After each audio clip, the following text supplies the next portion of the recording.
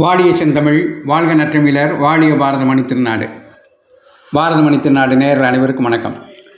நாம் காஞ்சிமா முனிவரின் கனிமொழிகளை பார்த்து கொண்டிருக்கிறோம். அந்த வரிசையிலே 141வது பகுதியாக காந்தர்வ வேதம் என்ற தலைப்பிலே பாடல், ஆடல், நாடகம் போன்ற கலைகளுக்கும் மனிதன் முக்கியத்துவம் கொடுக்க வேண்டும் என்பதை, அவை ஒரு விதத்தில் அவனுடைய களைப்பை போக்கி மனதிற்கு உற்சாகம் தந்து மற்ற விதத்தில் அவனுக்கு பயனுள்ளவையாக அமைகிறது என்று சுட்டி காட்டுகிறார்.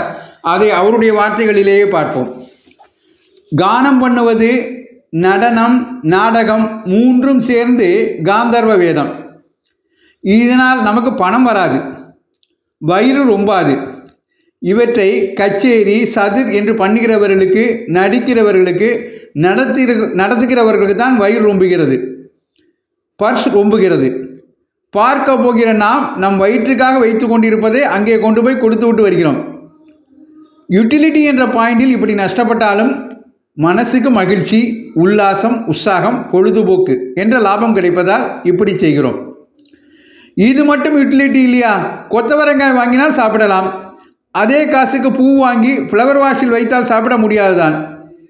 இருந்தாலும் இதை பார்த்தால் நேத்திர ஆனந்தமாக இருக்கிறது, அதாவது கண்ணுக்கு குளிர்ச்சியாக இருக்கிறது, மனம் குளிர்கிறது என்பதால் கொத்தவரங்காய் வேண்டாம் என்று இந்த பொக்கையை வாங்குகிறான் என்றால் இதற்கு யூட்டிலிட்டி இல்லை என்று எப்படி சொல்வது? அன்றாட அலுவல்களில், பொறுப்புகளில், அனுஷ்டானங்களில் அலுத்து களைத்து போகாமல் மனசுக்கு உற்சாகம் தர உபயோகமாக தோன்றுகிறது தான் பாட்டையும் கூத்தையும் கொண்ட காந்தர்வ வேதம் என்று வைத்திருக்கிறார்கள்.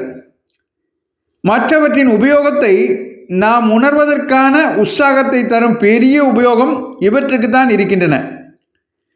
வாழ்க்கை போராட்டத்தில் நமக்கு ஏற்படுகிற பாரத்தை மறந்து கொஞ்ச நேரமாவது இறக்கி வைப்பது காந்தர்வ வேதம் செய்யும் பெரிய உபகாரம் என்று கலைகளுக்கு, குறிப்பாக பாடல், நடனம், நாடகம் போன்ற கலைகளுக்கு, ஆத்மார்த்தமான கலைகளுக்கு முக்கியத்துவம் கொடுத்து அதன் மூலம் நம் களைப்பை போக்கிக் கொண்டு மற்ற பணிகளையும் செவ்வனே செய்ய வேண்டும் என்று வழிகாட்டுகிறார் காஞ்சிமா முனிவர்.